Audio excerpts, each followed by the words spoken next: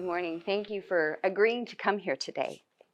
In potlatch culture, which is the culture of my people, whenever you have an event and you invite people to come, the people who come are in agreement that the business that's going to take place today is something that you would like to be part of, that you will carry the stories in your heart, in your history, and you will tell the stories of what happened here today.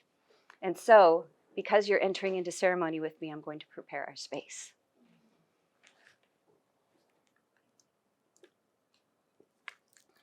Sweetgrass calls the ancestors.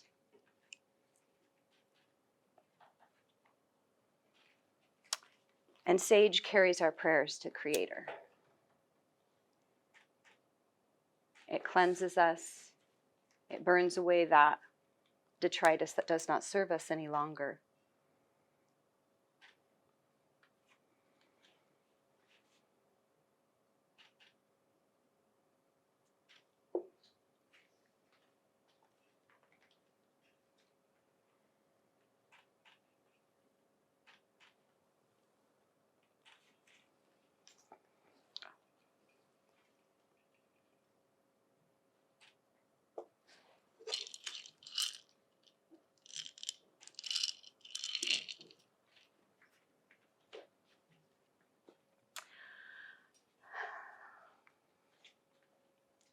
A long, long time ago, there was a girl.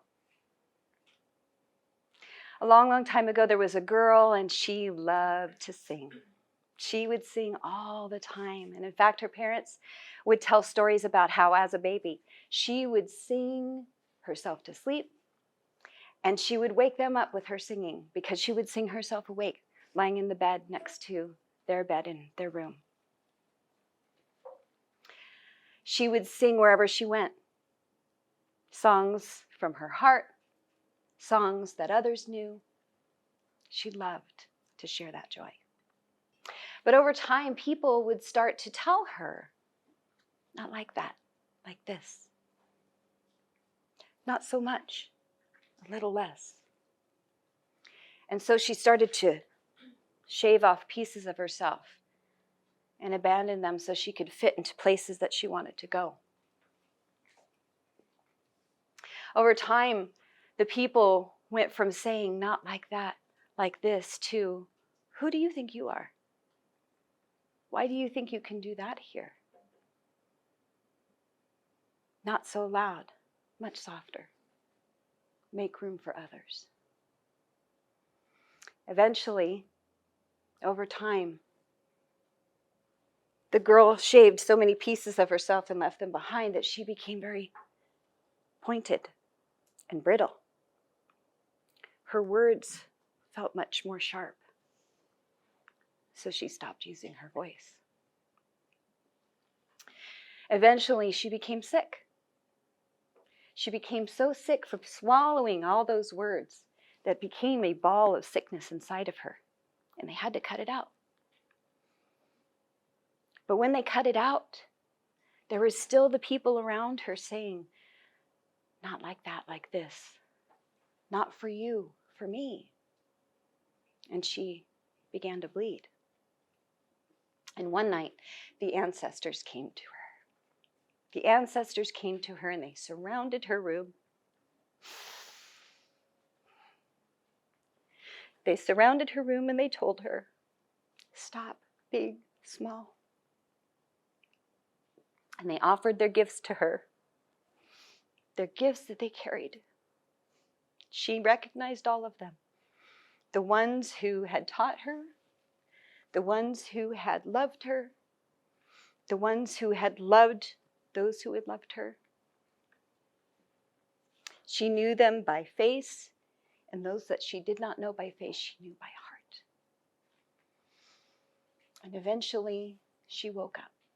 And when she woke up, she knew what she needed to do. So she started using her voice. She started to pick up those pieces and put them back. She started to reconnect with her hutch, with the ember of who she was that was placed inside of her.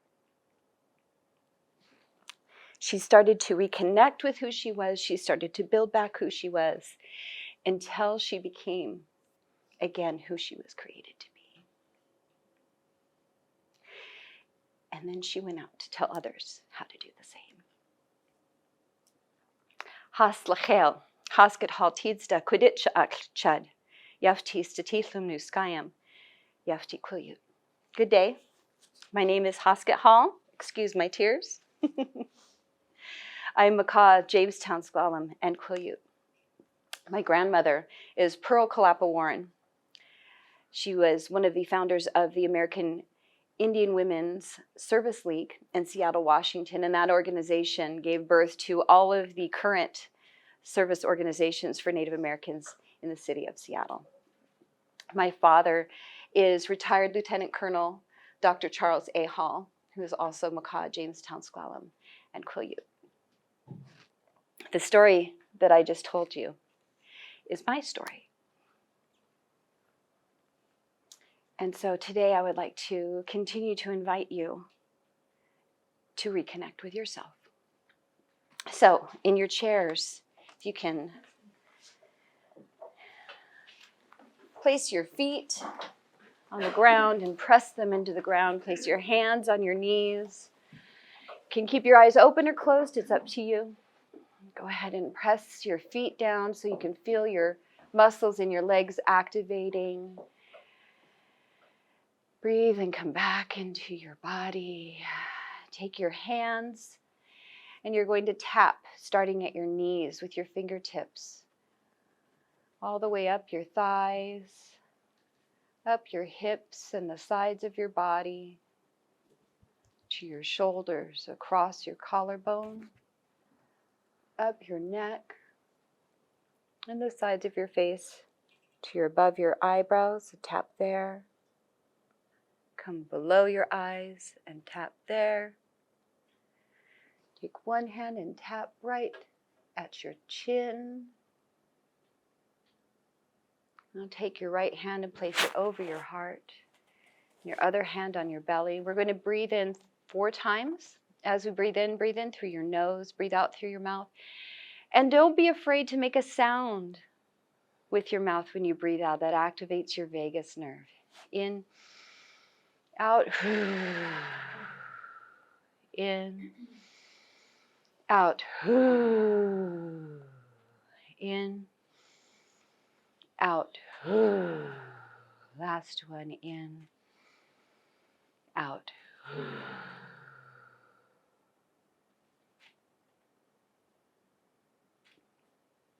We do not spend enough time in our bodies. We abandon ourselves. Thank you. We abandon ourselves on a daily basis because of the voices that are outside of us, telling us who we are, how we are supposed to be if we want to be in these spaces.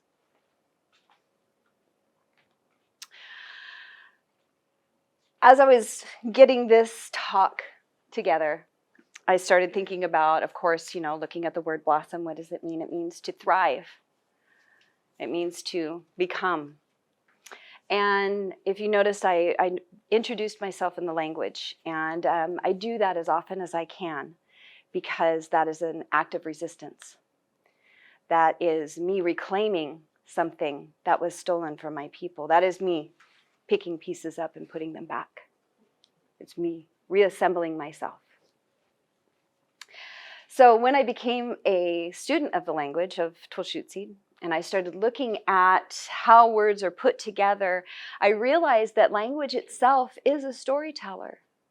Languages tell us about the cultures that they existed within, the relationships between people and each other, whether it's hierarchy, whether it's family systems. It also talks about what the relationship is between the human people and the plant people and the animal people within that society. Languages tell us stories about what that society, that culture values. Here's an example. In the original translation of what we know today as the Bible, the word that was used to describe woman in Genesis is the exact same word that's used to describe the Holy Spirit in the book of Acts. Same culture, same language, same heart about what they felt about women and God. And if that is the creation story, if that is the belief system that you hold dear, then you know that that book also states that every single person is made in the image of God. And so how can you hate the face of anyone? Because you are hating God. Language is a storyteller. So what of our English language? Well, it's a rough one. It only follows its own rules about 75% of the time. And if you look at the society that English controls, it kind of says a lot about the society, doesn't it? I'll give you an example of that too. The blessings and curses and other colonial gifts that they gave us. Go to the South sometime and you'll have somebody say, "Oh, bless your heart." That doesn't mean that they're actually blessing your heart or they think that you're so wonderful. They might think that the village idiot actually let you out of the house for a moment. That's not what they're saying. So we as Indigenous people didn't understand a lot of these things, these traditions, these ways of being. They were tricky on purpose. They said things that they didn't mean. They sold us things that were not good for us. Language is a storyteller. It separates. It can separate, but it can also connect us. What is the one thing, do you think, that keeps us different from other mammals? What is the one thing? We are the only mammal that commits suicide. And do you know that there was a study that was done looking at why is it that humans are the only mammal that commits suicide? Language. It's language. We can talk ourselves into anything, can't we? We can talk ourselves into thinking that no one loves us, no one values us, everybody sees us as wrong, as different, as bad. Or in the other direction, delusions of grandeur. We can do that as well. But language is the thing that we utilize and weaponize against ourselves. And why? Because we listen to other people outside of us who don't know who we were created to be. And we cut those pieces off and we abandon ourselves to make ourselves fit into those places that we want to go. And in the process, we cut away so much of ourselves that our words become pointy and sharp. That our thoughts and our feelings and our opinions about others become pointy and sharp and violent because we've abandoned ourselves. And we're trying to survive in a place that was not built for us. And so we break. We become brittle and we break. We need to reconnect. We need to pick up those pieces that we abandon along the way and remember who we are. So self-care is ceremony. Because what is ceremony? Ceremony is reverence for what we value. We give that type of energy, we give that type of regard, we give that type of respect to things outside of us, but we do not give it to ourselves. And what are we telling others? We value what is out here more than we value ourselves, because what do? We sacrifice ourselves on the altar of productivity, which does not serve us at all. What are we going to do if we burn out the host? We cease to exist. So we must remember how to reconnect. And in order to reconnect, we must heal. So I'm going to invite you into ceremony with me today. We can't be fully present if we continue to abandon ourselves. We can't be fully present if we cannot connect with who we are. And we can't be fully present if we cannot heal. So, I'd like you to think of, while I'm passing out this basket, I'd like you to think about, what is it? What is it that you have within you that you are ready to let go of? What is the thing that is keeping you from loving yourself? What is the thing that is keeping you from picking up those pieces and putting them back and reconnecting with who you were created to be? What is the thing that you keep tripping over that's keeping you from connecting with others?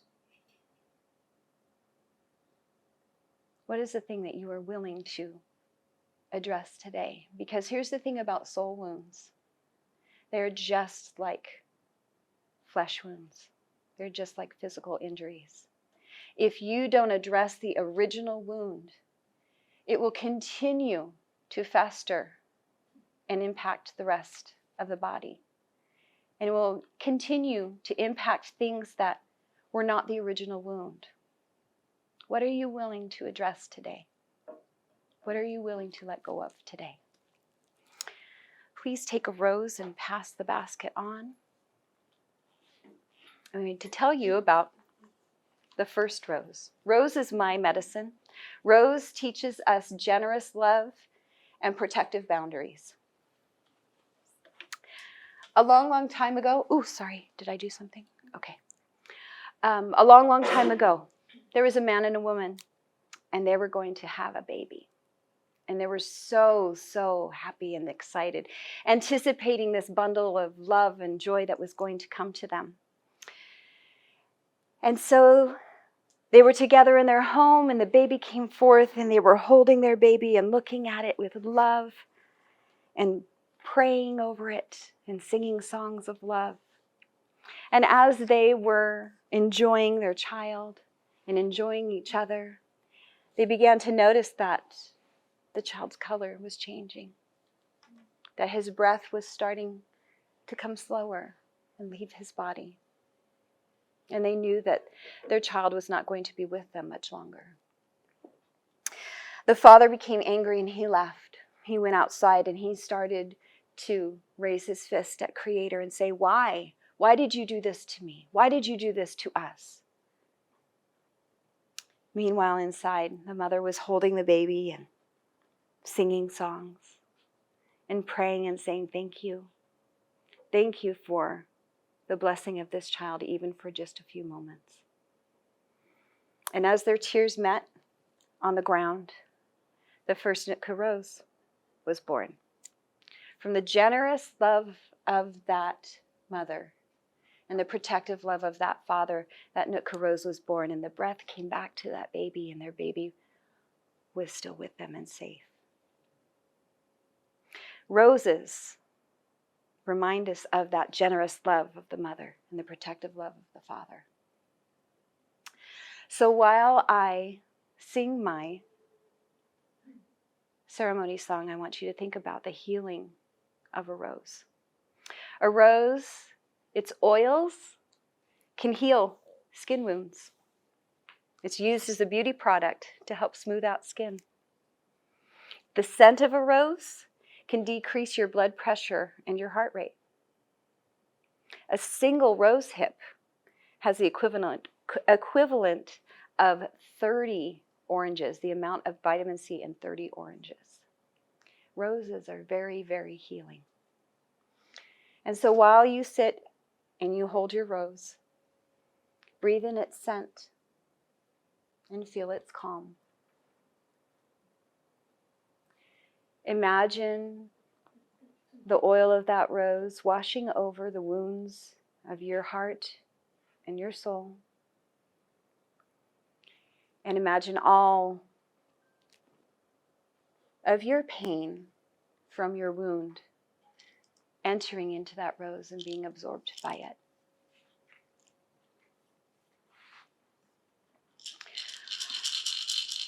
Whoa, hi. Hey, hi, hey, hi. Oh, hi. Hey, hi, hey, hi. Oh, hi. Hey, hi, hey, hi. Oh, hi.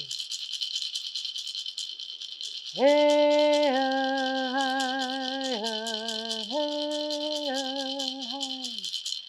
Laksha Kriya.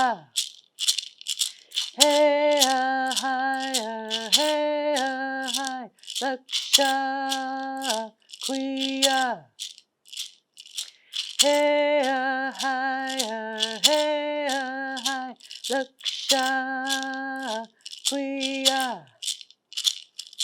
Hey, hi, hey, hi. Laksha Kriya. Hey, hi, hey, hi. Oh, hi. Hey, hi, hey, hi. Oh, hi. Hey, hi, hey, hi. Oh, hi. Hey, hi, hey, oh, hi. Hey,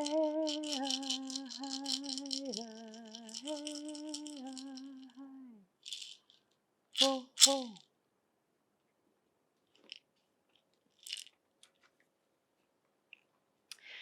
Who said healing is easy? The knitting of bones and the weaving of skin is the only blessing in this lesson. While our flesh heals, our spirit still stings, for the malice behind the action continues to harm the mind. But take heart, dear one, your pain is not forever. Your victory comes when you release yourself and them with your love for your people and yourself. Let go. May you all blossom in sunshine after the blessings of rain. Thank you.